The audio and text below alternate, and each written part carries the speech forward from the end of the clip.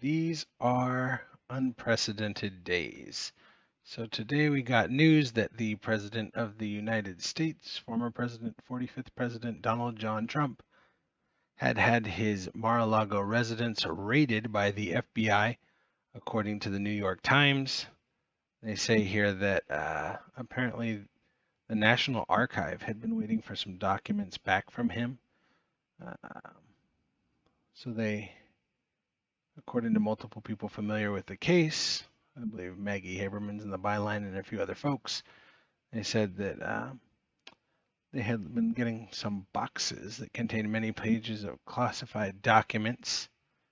Mr. Trump had apparently delayed in returning to the National Archive, which is very interesting. As I understand it from Mr. Fitton, who I've pulled up in my tweets, apparently the president has pretty broad discretion with documents, can make copies and declassify them. So this is interesting without a doubt. Let's see here. It says, search marked the latest remarkable turn in a long-running investigation into Trump's actions before, during, and after his presidency, which is interesting, right? We've had investigations prior, the Carter page fallout that led to the Russia investigation that really only showed tons of FBI corruption. And then thereafter, you had the Ukraine issue where Trump had the phone call with President Zelensky, who's now gone on to be quite cozy with Biden. And Biden's son was picking up money in Ukraine well before Trump was ever elected president. So it's really fascinating to see how these politically incestuous groups keep popping up, and these same people populate the stories that are our modern politics, without a doubt. It's kind of like a Shakespearean play. Very similar actors, similar roles. Just unbelievable. They raided the president's house. He said they had cracked open a safe, and it's hard to imagine why this would be necessary for the former president of the United States. This is going to really upset people on the right side of the aisle. Hopefully this wakes up some people in the middle. This is really a strange kind of overreach.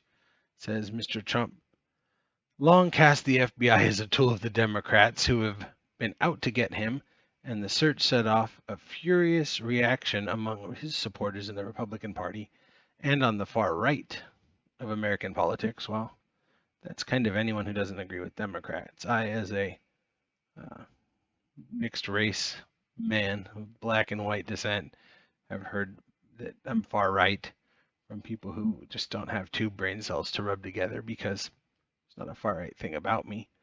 I find those folks pretty disgusting. It's funny that the far right and the far left of politics both think race is everything, and that's just ridiculous. It's a minor feature in a person's life. There's so much more than melanin or where you happen to have been born. It says the FBI would have needed to convince a judge and that probable cause of a crime had been committed, and the agents might find evidence at Mar-a-Lago. That's important because we just saw last week the Jones trial, and now we're hearing that the FBI obviously had to go to the judiciary to get to get a search warrant in order to execute this. And so you're seeing the continued weaponization of the judicial and the state apparatus, the FBI and other organizations, now against the President of the United States. This is sad. This is why my video is going to be the essentially recording us as a banana republic. When I studied, there's one class I had to take in my undergrad at USC. It's called Law, Politics, and Public Policy.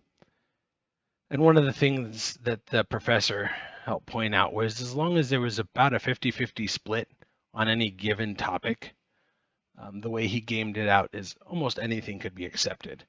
And hopefully this outrageous overreach into our president's life helps wake people up to the fact that this could happen to anyone. And in this case, he's the president. He's got massive discretion. I actually pulled up some of Tom's tweets here because he talks about this. Tom here noting that this is an unprecedented, reckless, and wildly abusive FBI raid on Trump's home and shows the Biden administration is hurtling towards despotism. Um, it is pretty dark that the judiciary and the FBI would go after the former president of the United States like this over some papers that he has incredible discretion with.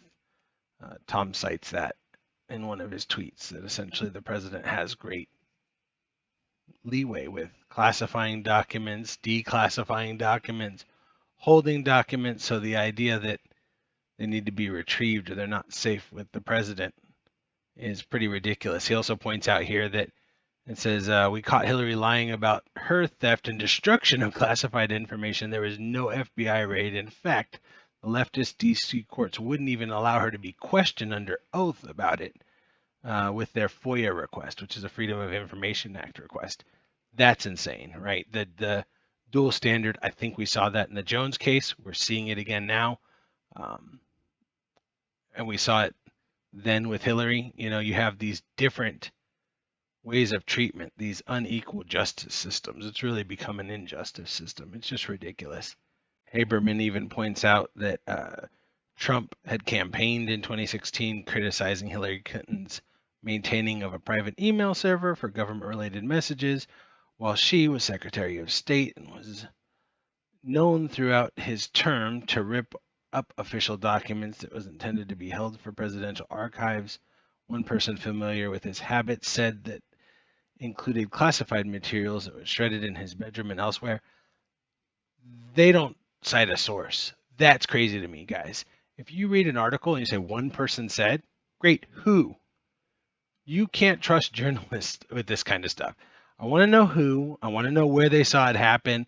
You know, have an inquiry about it. I'm sorry, but this idea that, oh, one person said. The New York Times, I'm pretty sure they had, there's a book called The Gray Lady Winks, and it talks about just dozens of stories where the New York Times was playing propaganda for one government or another. They, I think when Hitler first invaded Poland, they said it the other way around, as though Poland had attacked Germany. I mean, this organization has lots of issues. That's my opinion, but it's backed up by some strong fact. I believe it's called The Gray Lady Winks. That's the book. And they discuss all kinds of problems with the New York Times in their reporting. And it looks like not much has changed because they cite unreferenced sources and just put it out there for people to swallow wholesale, which is ridiculous.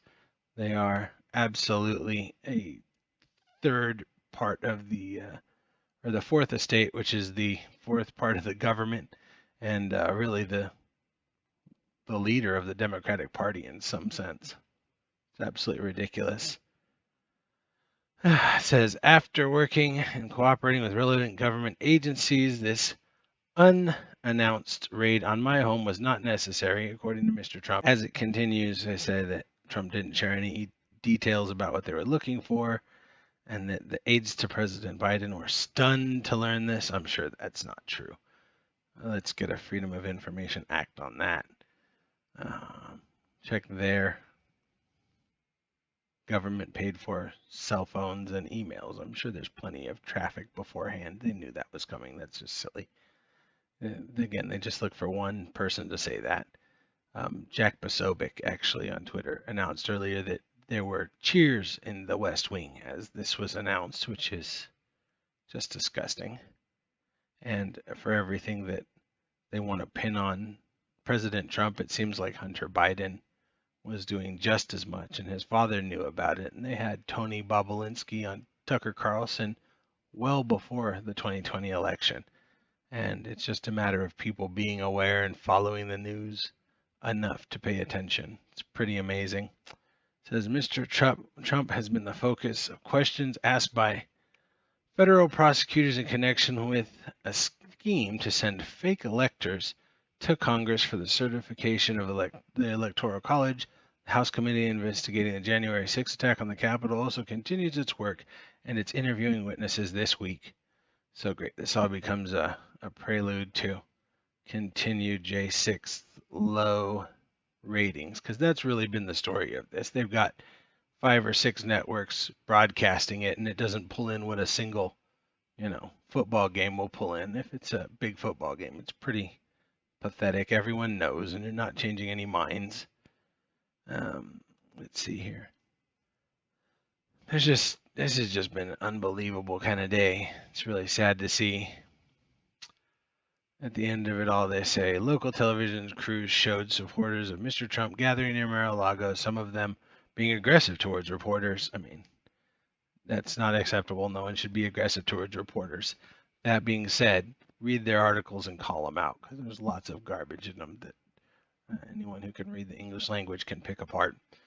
It says, Mr. Trump made clear in his statement that he sees potential political value in the search, something some of his supporters echoed. Depending on what the investigation produces, his political team began sending fundraising solicitations about this. I mean, everyone does that in Washington. It's not really news. Everyone does. I mean, the most heinous things. The Uvalde thing, I'm sure there's always some person raising money off of these tragedies. That's just a fact. But the idea of the President of the United States, former president, 45th president, being raided by the FBI over paper that largely he has discretion over and can turn over, it's not an issue. It just makes a lot of hay. And it shows that there's such an animus and a weaponization of the court and the judiciary against political enemies. And it's really sad to see. The political enemies of the Democrats are under attack. It's insane. It does not make any sense whatsoever. It's very sad to see, because there's rampant disagreement in many types of politics. It is people expressing different views. However, attacking people like this and going after them and making a show of it when it's just not fair is ridiculous. Abusing your power to make the headlines, like what happened in the Alex Jones trial. In the Alex Jones trial, they say $45 million judgment. It's the state of Texas. The maximum judgment, look it up, is $750,000 for the punitive damages. So that judge is going to have to roll it way back. The news could lead with that interesting fact. Maybe that outrages people. Maybe they're happy about it. Who knows? But we never know, because all we ever see is $45 million judgment. You hear this, big flashy headline. That's it. That's all they're after, is a headline, because they know a lot of people won't look into it enough to produce a video and comment. So, yeah, this is just one of those impromptu emergency news kind of videos. Like, share, subscribe. I'm new to this, so bear with me. I'm going to get better stuff over time, and hopefully I'll provide some insightful information as I go. Thank you so kindly. God bless, and have a great day.